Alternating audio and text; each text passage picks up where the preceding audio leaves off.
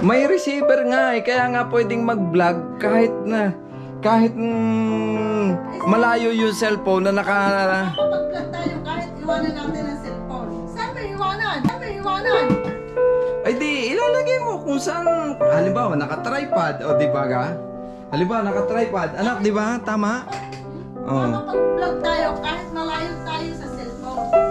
Ay, yun nga yung sinabi ko, makakapag-vlog tayo kahit iwanan natin ang cellphone sa tripod. Oh. Oh, di ka?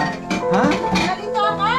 Ba't ka naman malilito? Eh, sabi mo yung nakakapag-vlog ka. Kung wala ka ng cellphone, na iwanan mo. Ang hirap ng ganito.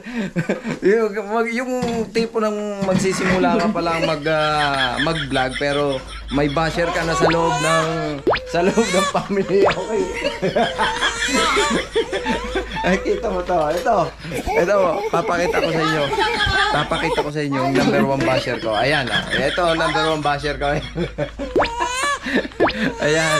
So, kinu-question niya po ako kung paano daw ako makakapag-vlog.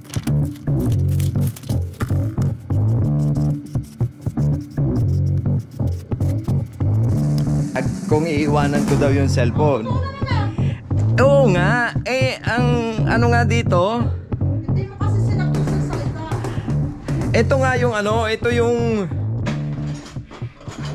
nga yung ano, 'di ba? Halimbawa nakaganyan, 'di ba? Makakapag-vlog tayo kahit tayo malayo sa cellphone. Wala ka. Ito nga, ito po yung nabili ko. Yan yung nabili Ito po yung nabili ko. Yan yung bago? Oo, yung bago iPhone, pang iPhone yung dumating.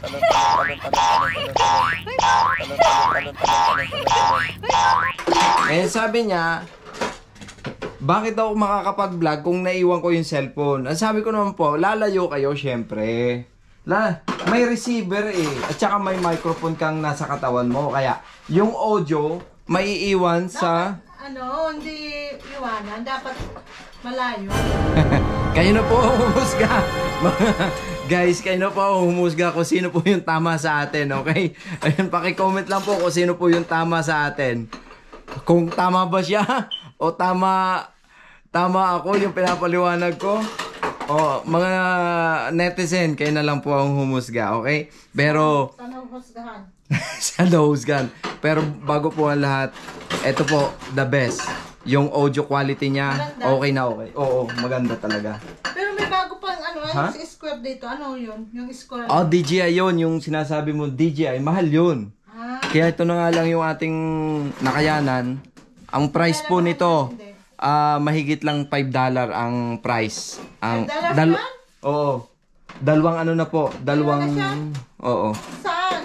Sa TikTok.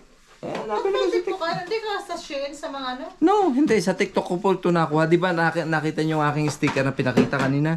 Sa TikTok ko nakuha yun. Dito sa Amerika? Oh. Di ba? Oh, guys, hanggang dito na lang po. See you soon. Maraming salamat po sa panonood. Ayun lang, nagkaroon lang po kami ng kaunting pagtatalo ng aking basher. Pero napakabait na basher. Bye-bye na! Bye! Ayun.